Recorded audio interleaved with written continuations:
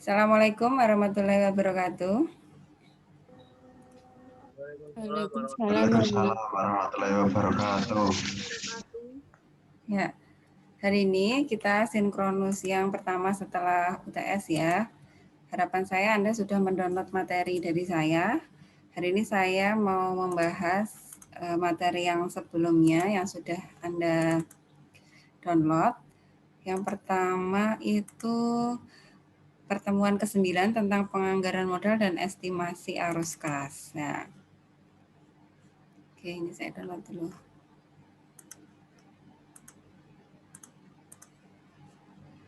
Sambil Anda buka ya untuk materinya. Apa sih penganggaran modal? Nah, nama lainnya adalah capital budgeting, yaitu di mana Anda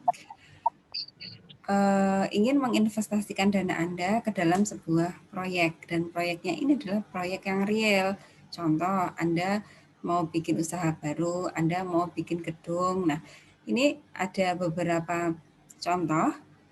Proyek investasi itu bisa berupa produk baru, bisa mengganti alat, ya alat lama diganti dengan alat baru, atau kemudian Anda mau meneliti atau mengembangkan sebuah produk. Nah, tentunya proyek-proyek tersebut itu membutuhkan biaya yang besar. Ketika membutuhkan biaya yang besar tersebut, otomatis kan perusahaan harus membuat analisis yang benar-benar dianalisis ya, jangan sampai ketika sudah menghabiskan dana banyak, tapi nggak tahu nanti ke depannya baru 2 tahun sudah bangkrut atau sudah mengalami kerugian. Nah, harapannya ketika Anda sudah bisa belajar capital budgeting, berarti kan Anda harus bisa memproyeksikan usaha Anda ini layak atau tidak dijalankan. Nah, di sini sudah ada beberapa tahapannya ya. Di sini saya hanya langsung ke poinnya aja. Ketika Anda mau menginvestasikan dana, itu Anda harus bisa memproyeksikan tahun ke depannya itu Anda akan dapat arus kas berapa. Yang penting itu arus kas. Arus kas itu adalah uang tunai yang Anda terima selama Anda menjalankan bisnis tersebut. Nah, ini saya asumsikan di akhir sambil Anda buka di materi saya itu ya. Arus kas yang pertama di tahun ke-0 itu Anda keluar dana 100.000. Ini asumsinya ya. Tahun pertama harapannya nanti Anda akan terima uang 34.000 dan seterusnya sampai tahun keempat. Ini diasumsikan umur ekonomis mesinnya 4 tahun ya. Setelah Anda memiliki data seperti ini, arus kas, Anda masuk ke materi yang selanjutnya, yaitu tentang tekniknya. Teknik untuk menentukan layak tidak sih sebuah usaha yang akan saya jalankan nantinya. Nah, masuknya ke bab 9, teknik penganggaran modal. Nah, teknik penganggaran modal itu ada beberapa macam, dari A sampai F. Ini adalah tekniknya. Ya, yang kita pelajari nanti itu dari A sampai D. A sampai D ini sudah bagus, Anda sudah bisa analisis ya sebuah investasi itu bagaimana ketika di analisis menggunakan payback, menggunakan NPV, menggunakan IRR maupun menggunakan profitability index atau PI. Di sini juga sudah saya buatkan contoh kasusnya. Kasusnya ini nyambung dengan bab sebelumnya, di mana langkah pertama Anda harus menyiapkan arus kas. Arus kasnya sudah ada di sini. Ya. Nama perusahaannya adalah PT Indorama, bergerak di bidang sarden ikan dan dia pengen membuat ingin membuat usaha baru ya. Diminta untuk menganalisis baik menggunakan payback, NPV, IRR maupun profitability index. Ini sudah ada perhitungannya. Kalau yang payback itu kata kuncinya ini. Investasi itu layak ketika waktu yang dibutuhkan investasi tersebut lebih cepat. Diasumsikan PT Indorama investasinya di awal 100.000, kemudian arus kasnya yang sudah disusun tadi dimasukkan ke dalam tabel ini, dan Anda harus menganalisis pada tahun keberapa sih uang 100.000 itu akan kembali semua. Nah, ini sudah saya contohkan. Ternyata balik modalnya, ya ini sudah ada langkah-langkahnya ya. Pada tahun kedua ya lebihnya 8 bulan. Berarti uang 100.000 itu akan kembali dalam durasi 2 tahun lebih 8 bulan. Nah, bagaimana teknik pengambilan keputusannya? Kita bandingkan dengan umur ekonomisnya. Nah, umur ekonomisnya kan 4 tahun. Karena uangnya sudah terkumpul lebih cepat ketimbang umur ekonomisnya, maka keputusannya di sini sudah saya bold ya, sudah saya kasih tanda tebal. Investasi tersebut layak untuk dijalankan di sini. Nah, ini saya kasih gambarannya dulu. Nanti kalau masih bingung bisa nulis di chat, bisa ditanyakan ya. Yang kedua, model NPV. Nah, ini NPV sudah Anda pelajari di materi sebelum UTS ya, bagaimana rumus untuk menentukan NPV. Nah, NPV ini digunakan untuk menentukan layak atau tidaknya dengan menggunakan suku bunga, tingkat suku bunga. Kalau misalnya Anda mau pinjam uang ke bank, itu kan pasti ada yang namanya suku bunga. Nah, ketika suku bunganya itu ditentukan berapa persen, kan tidak sekedar Anda jawab iya, tapi harus Anda analisis dulu. Nah, bagaimana menganalisisnya? Ini ada di sini langkah-langkahnya. Dan contoh kasus yang sama tadi ya, masih PT Indorama, arus kas yang sama, dengan menggunakan rumus di bawah ini ya. Keputusannya ini yang warna tebal ini ya. Jika NPV-nya hasilnya positif, maka layak dijalankan. Jika negatif, maka tidak. Nah, ternyata dari perhitungan itu kan hasilnya positif, maka keputusan untuk membuat investasi PT Indorama tadi layak untuk dijalankan. Jadi PP menyarankan untuk layak, NPV juga menyarankan untuk layak. Oke. Kemudian teknik yang ketiga menggunakan IRR, Internal Rate of Return. Ini dia menggunakan model trial and error, menggunakan uji coba-coba. Ya, diasumsikan di sini suku bunganya itu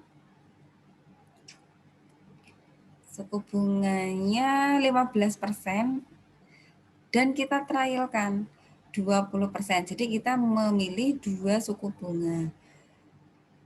Kalau yang suku bunga disyaratkan oleh perbankan itu adalah 15%, maka Anda harus mencari suku bunga trialnya. Kita hitung menggunakan rumus, ini sudah ada rumusnya ya.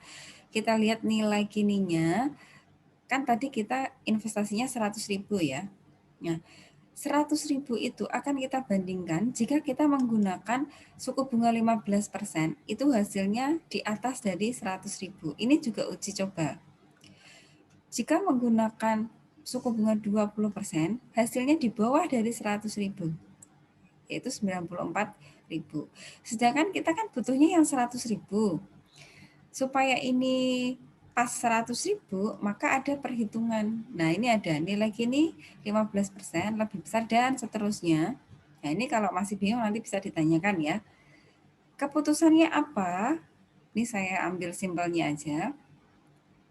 Di sini hasil akhirnya adalah 17,14%. Sedangkan yang disyaratkan adalah, tadi bukan 12, yang disyaratkan tadi adalah 15% ya.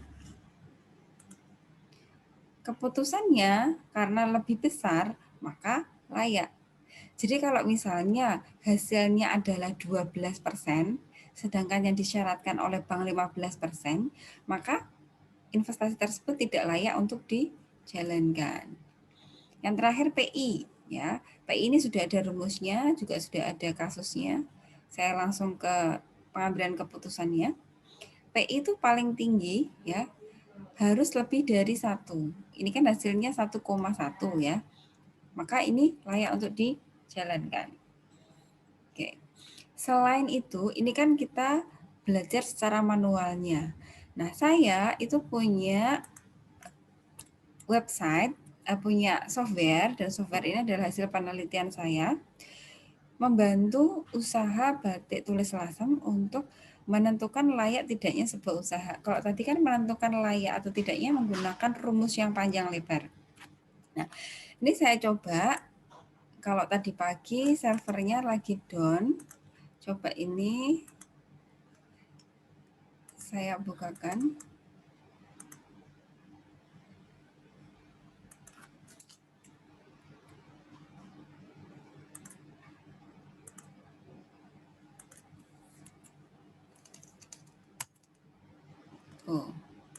Oke, ini website saya lagi down. Saya punya alternatif lain selain selain program tadi. Saya punya program lagi. Ini punyanya SPKBI. Jadi punyanya BI, dia punya juga alat ya program untuk menentukan layak tidaknya secara otomatis. Di Sunan ada, tinggal Anda download nanti linknya ya. Ini saya masukkan ke sini. Kemudian, nah ini untuk menentukan layak tidaknya, di sini ada komoditasnya banyak. Tinggal Anda pilih Anda mau usaha apa. Saya contohkan di sini misalnya Anda mau pakai kerajinan mebel. Di sini bisa Anda ambil hasilnya secara otomatis, tidak perlu ngitung secara manual tadi ya. Tuh, ini kerajinan mebel. Ya, ini tinggal Anda masukkan angkanya saja. Ya. Bagaimana bahan bakunya, masukkan aja angka-angkanya di situ. Nah, ini Anda buka satu persatu.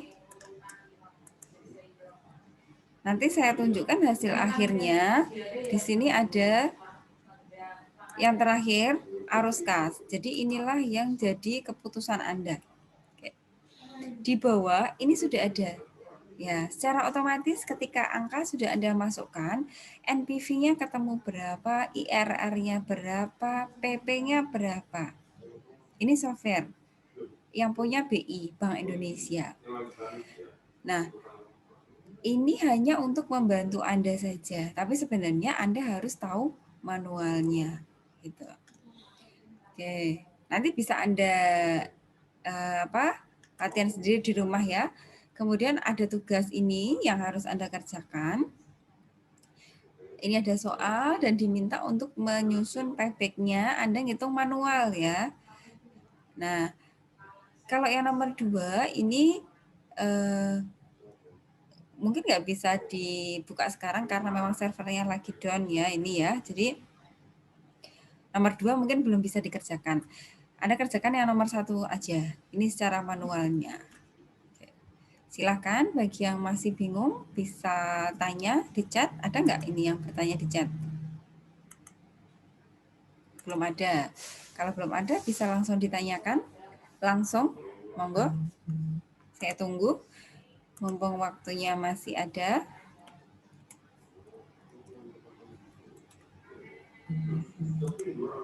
Monggo, silahkan siapa yang mau bertanya? Mau yang manual atau mau yang otomatis, boleh silahkan.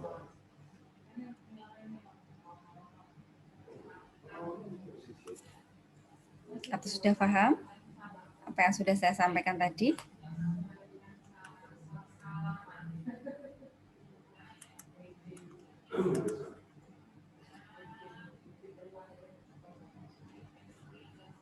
Bagaimana ini?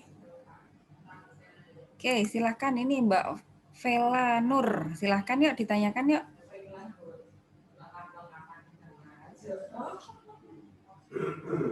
Silakan. Cara mencari arus kas tapi ada alatnya gimana, Bu? Oke. Ulangi lagi, Mbak. Agak keras lagi, Mbak. Saya ingin bertanya, bagaimana cara mencari arus kas tapi ada diskon rate-nya? Arus kas di awal tuh nggak pakai diskon rate ya. Oke, saya share dulu materinya.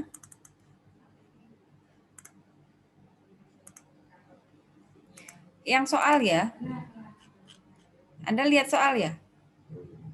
Ya, perhatikan kalau payback period itu tidak perlu diskon rate, tidak pakai suku bunga. Jadi Anda kerjakan sesuai dengan ininya arus kasnya aja. Kan arus kasnya di sini sudah diprediksi tahun pertama 900 juta ya. Ya, setiap tahun naik. Berarti ya Anda harus bikin ini tabel. Tahun pertama, kedua, 3, 4, 5, 6 sampai tahun ke-10 itu kan arus kasnya beda-beda. Kalau contoh soal saya yang di atas, ini kan arus kasnya sama. Mana ya? Beda ding. Ya. Kalau di sini kan arus kas tahun pertama, kedua, 3, 4. Ini kan sudah ditentukan di soal.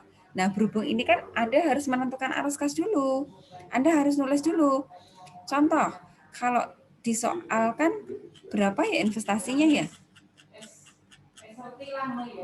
Investasinya kan 9,5 M dan setiap tahunnya adalah 900 juta, maka Anda harus menyusun arus kas seperti ini. Ya, berarti arus kas tahun ke-0 adalah negatif 9,5 M. Tahun pertama itu berarti 900 juta, tahun kedua adalah 10%-nya 900 juta ditambah 900 juta. Berarti kan 990 juta. Tahun ketiganya 990 juta ditambah 10%-nya dan seterusnya sampai tahun ke-10.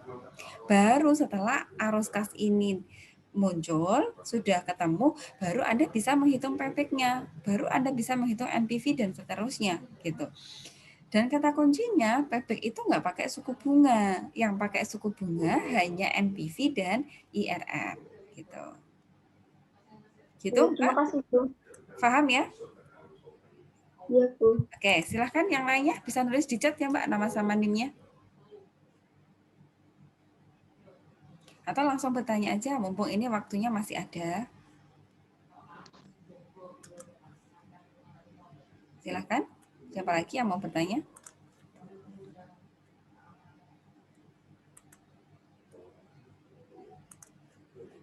Sudah paham yang lainnya?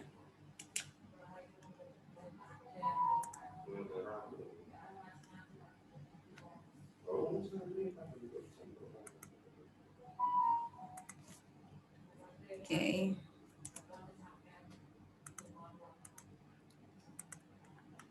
Selain Mbak Vela, monggo silakan, waktunya masih ada.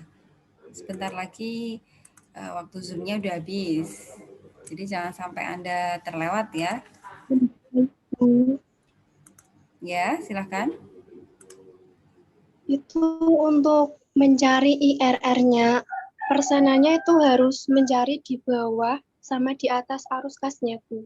Iya, kan hasilnya. ada yang namanya trial and error. Tadi saya contohkan ya.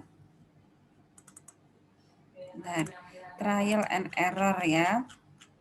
IRR. Oh, bukan ini. Berarti ini.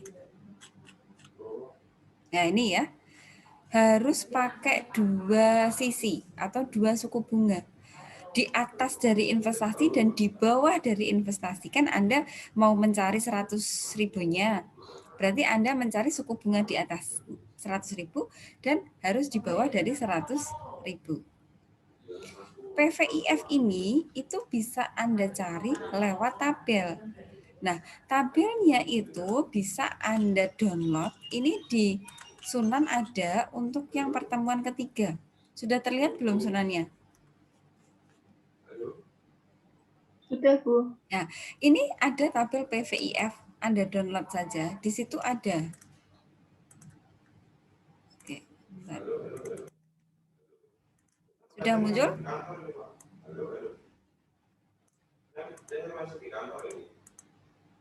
Kan Anda mau mencari PVIF ya. Ya, cari yang PVIF. Ini PVIF. Suku bunga berapa? 15% tahun pertama. Ini 0,8, ini saya besarkan. Oke, Mbak siapa tadi yang bertanya?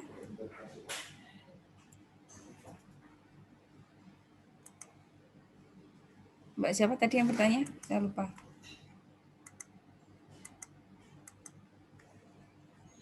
Bisa kita lihat kan di sini 15% pada tahun pertama, ini PVIF-nya adalah 0,870. Jadi kita cek di sini sama 0,870. Jadi nggak perlu ngitung lagi Anda. Tinggal lihat tabel. Tabelnya juga sudah saya sediakan di pertemuan ketiga. Tinggal Anda download. Gitu. Saya kembali ke soal lagi biar ini diskon rate-nya itu kan 8%. Berarti kan Anda harus mencari trial and error-nya. Berapa supaya hasilnya di atas 9,5 M dan di bawah dari 9,5 M gitu. Oke, cukup. Bisa nulis di chat ya. Yang lainnya, monggo silahkan. Siapa lagi?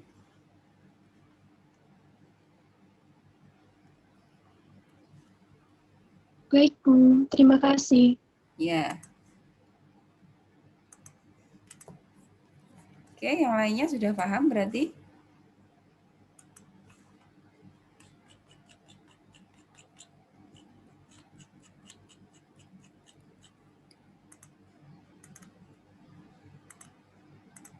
Atau sudah cukup pertemuan hari ini?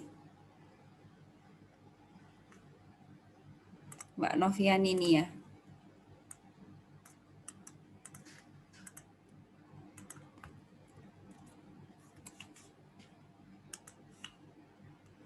Bagaimana? Sudah cukup ya? Karena nggak ada yang bertanya. Nanti bisa lihat di YouTube ya hasil rekamannya. Jadi ketika nanti mau mengerjakan NPV, mau mengerjakan PP, nanti bisa diputar lagi. Cukup ya? Berarti nggak ada yang bertanya nih? Kalau nggak ada yang bertanya, saya cukupkan sekian. Sampai jumpa di sinkronus yang selanjutnya. Wassalamualaikum warahmatullahi wabarakatuh. Waalaikumsalam warahmatullahi wabarakatuh. Terima kasih, Bu. Ya.